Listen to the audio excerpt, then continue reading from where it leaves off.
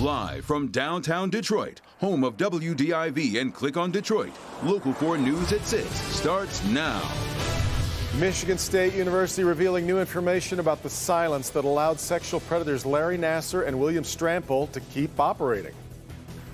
A foot or two in either direction, and it could have been her. This teenager was in the van with her stepfather during the deadly accident that killed him. He was a good man. I love him. And now this brave teenager is speaking about the terrifying incident involving a falling tree. It's a kind of accident that's difficult to even imagine. A moving vehicle crushed by a large falling tree. The consequences, one life cut short and several others in one Clarkston family forever changed. The lone survivor of the accident on Williams Lake Road mustering the strength to speak about it tonight with our Rod Maloney. And Rod joins us live from Clarkston. It's just unreal, Rod. Yeah, this is so tragic, Devin. We're in North Clarkston near Pine Knob, or the DTE Center. And behind me, you'll see a pizza shop and a tattoo parlor. And they were both the businesses run by Ron Olinger. And he was the victim in this. Turns out that last night, he and his daughter were driving to go pick up a truck that they had just purchased. He needed his daughter to drive back with him when they get the new truck. But on the way, they ran into a tree, and it's just so tragic what happened to them. We were both looking up, and we seen the tree start to shake a little, so he slammed on his brakes. Those skid marks remain on the roadway, along with the pock marks the 2005 Chrysler Town & Country left on the road under the immense weight of this massive tree. Behind the wheel, 42-year-old Ron Olinger. His 18-year-old stepdaughter Autumn survived with a broken collarbone, but it took 45 minutes to cut her out. When they finally cut me out and put me on the bed, I seen his arm, and I tried to reach for him because I thought he was going to wake up,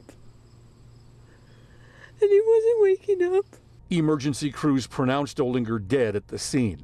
This is what remains of the tree that fell. It stood on the west side of Williams Lake Road, just north of Vanden. White Lake Police Lieutenant Matthew Ivory said the investigation shows. I believe there were tree trimming crews in the area that day. I don't know what time they got there, what time they left. And this afternoon, DTE sent investigators out to the location. In a statement, DTE said, quote, "We are aware of the tragic incident that occurred yesterday evening involving a tree that fell on an occupied passenger vehicle in White Lake Township. Our hearts go out to the family involved. Our teams are working with local authorities to investigate, but at this time, we have no reason to believe that DTE Energy or any of our partners were involved with the incident," end quote. He was a good man. I loved him.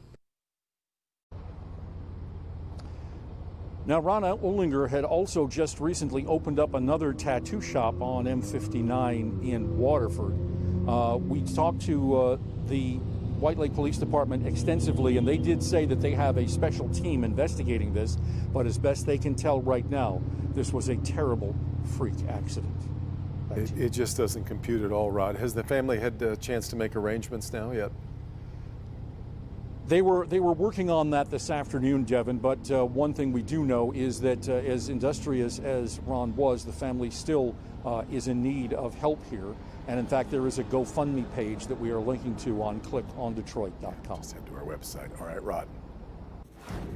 Well, the risk of storms tonight remains slim, but the chance of rain is much greater. Yeah, Ben tracking it all for us in the Weather Center. Let's check in with him, Ben. Yeah, guys, we haven't seen a whole lot of activity up until now. Just starting to get a few areas starting to pop within our area, and especially out there in Livingston County, right there. And you can see that cell that's just around the Howell area right now that popped up there within the last 10 to 20 minutes. A lot of moisture with this entire system. These are going to be downpours. You can see a lot of those lightning strikes up there in Genesee County.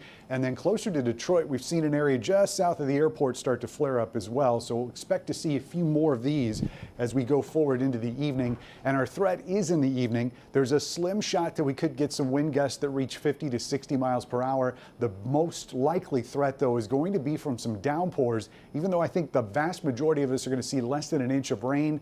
Could be a couple spots that pick up more. from multiple thunderstorms. So we'll look at the timing on this and see how things are going to change into the Labor Day weekend coming up. Don't forget you can track tonight's rain and the holiday forecast, especially if you're going elsewhere. It's all in the Local Forecasters app, free in your app store by searching WDIV. Guys? New information is coming to light in the sexual assault scandals at Michigan State University involving 2 prominent members of the staff. The high-profile cases involving Larry Nassar and William Strampel led to a shakeup of leadership at MSU and internal investigations. Jason Colthorpe is live with what's in a new report. And Jason, a big question has long been who knew what and when. Well, there were many, Kim, and as of today, Michigan State's own investigation into its own policies then, which have now since been changed, it found that the majority of those people did what they were supposed to do. As part of its investigation required by the Office of Civil Rights, Michigan State identified 42 employees who were told about sexual discrimination complaints made against former sports doctor Larry Nassar and his former boss William Strampel. According to MSU, 34 of them followed the guidelines in place, or there wasn't enough evidence to prove otherwise. Of the 8 who did not, most, including former President Luana Simon, are no longer with the university, and their lack of action was noted in their files. There was no mention of any violations rising to the level of being criminal. Even more notable are the results of the No More at MSU campus-wide survey from March. Of the 15,000 responses, 13% of undergraduate women reported being a victim of sexual assault. 27% of undergraduate women reported having been sexually assaulted at some point in their career at MSU. Overall, sexual harassment was most prevalent, with almost 66% of undergraduate women reporting being a victim and half of graduate or professional women. A comparison of those numbers, by the way, to other universities, there was a survey of about 9 other universities. Michigan State is about 3% higher in those categories than the other ones. And if there is a silver lining to that survey, it did find that groups that have been compartmentalized by all this, women, bisexual and transgender people, people with disabilities, they all feel that they are more likely now to report an incident of sexual violence. Reporting live, Jason Colthorpe, Local 4. Okay, Jason, thanks.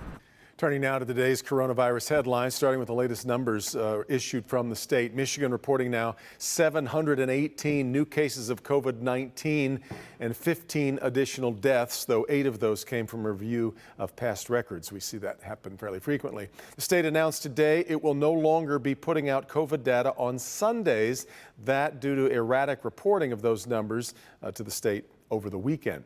On the issue of nursing homes, the task force appointed by Governor Whitmer has presented her with a list of recommendations to protect nursing home residents and staff. Those recommendations include sticking with the controversial regional hub program. The Republicans and some Democrats in Lansing have tried to force her to change. That program puts COVID-positive patients in dedicated facilities for treatment, which opponents claim worsened the spread.